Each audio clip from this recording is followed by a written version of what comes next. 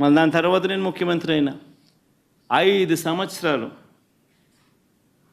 తిరుపతి బ్రహ్మోత్సవాలకు దగ్గరుండి వస్త్రాలు నేనే సమర్పించాను.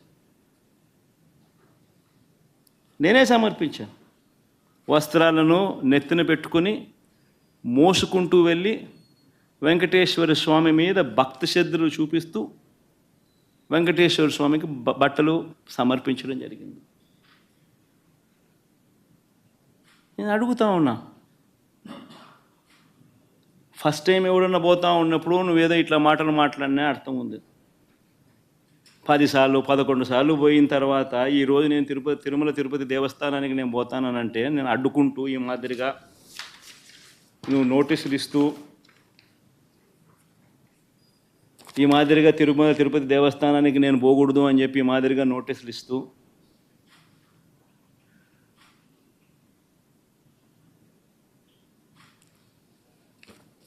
ఈ మాదిరిగా మా ఎమ్మెల్యేలకు మా కార్పొరేటర్లకు అందరికీ కూడా ఈ మాదిరిగా నోటీసులు పంపుతూ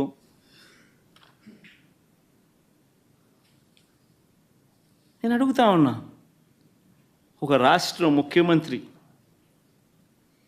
ఇంకా 5 సంవత్సరాలు బ్రహ్మోత్సవాలలో తిరుమల తిరుపతి దేవస్థానానికి వస్త్రాలు సమర్పించిన నేను, ఇన్నిసార్లు తిరుమల తిరుపతి దేవస్థానానికి వెళ్ళిన నేను, ఈరోజు తిరుమల తిరుపతి దేవస్థానానికి నేను రాకూడదట, పోకూడదట.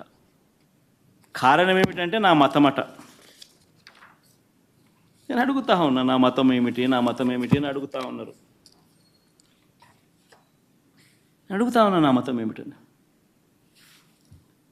అవును, 4 గోడల మధ్య నేను బైబిల్ చదువుతాను, తప్పేముంది? బయటికి పోతే హిందూ సాంప్రదాయాలను నేను అనుసరిస్తాను, గౌరవిస్తాను. బయటికి పోతే ఇస్లాంను అనుసరిస్తాను, గౌరవిస్తాను. బయటికి పోతే సిక్కిజంను అనుసరిస్తాను, సిక్కిజంను నేను గౌరవిస్తాను. నా మతం ఏమిటని అడుగుతా ఉన్నారు. నా మతం మానవత్వం. డిక్లరేషన్లో రాసుకుంటానేమో రాసుకుంటా.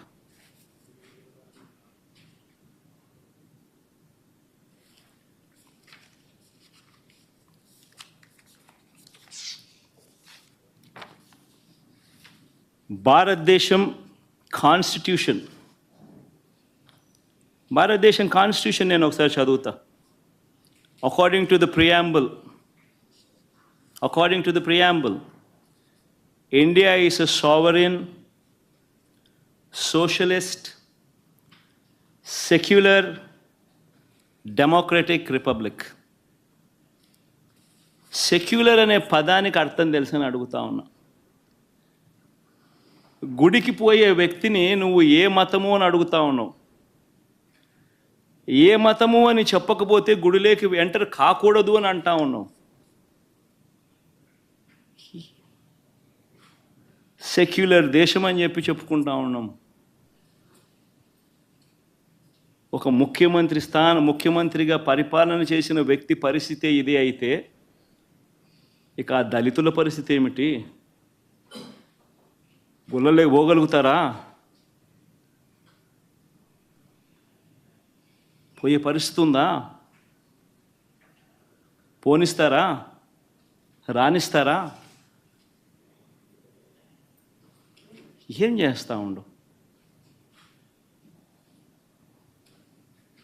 నిజంగా రాజకీయాల్లో మతం పేరుతో రాజకీయాలు చేయడం ఎంత దౌర్భాగ్యమో నేను ఇదే బీజేపీ పార్టీని కూడా అడుగుతా ఉన్నా.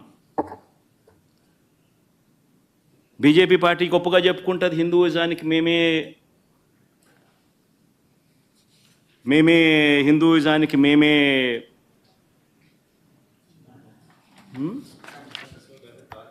రిప్రజెంటేటివ్స్ను అని చెప్పి చెప్పుకుంటూ ఉంటారు బీజేపీ పార్టీ. నేను ఇదే బీజేపీ పార్టీని అడుగుతా ఉన్నా, మీ కళ్ళ ఎదుటే అయ్యా బీజేపీ పార్టీ మిమ్మల్ని అడుగుతా ఉన్నా, ఈరోజు మీ కళ్ళ ఎదుటే మీ ఎన్డీఏ కూటమిలో భాగంగా ఉన్న వ్యక్తే తిరుపతిలో వెంకటేశ్వర స్వామి విశిష్టతను, తిరుపతి లడ్డు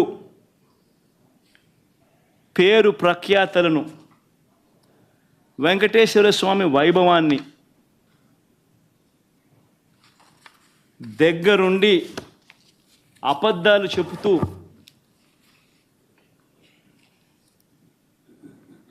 యానిమల్ ఫ్యాట్ వాడకపోయినా కూడా వాడినట్టుగా, లడ్డూలు తయారైనట్టుగా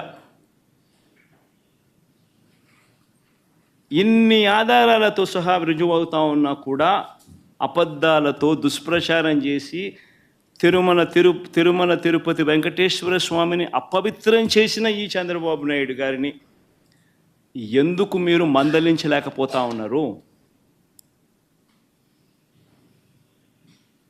ఎందుకు మీరు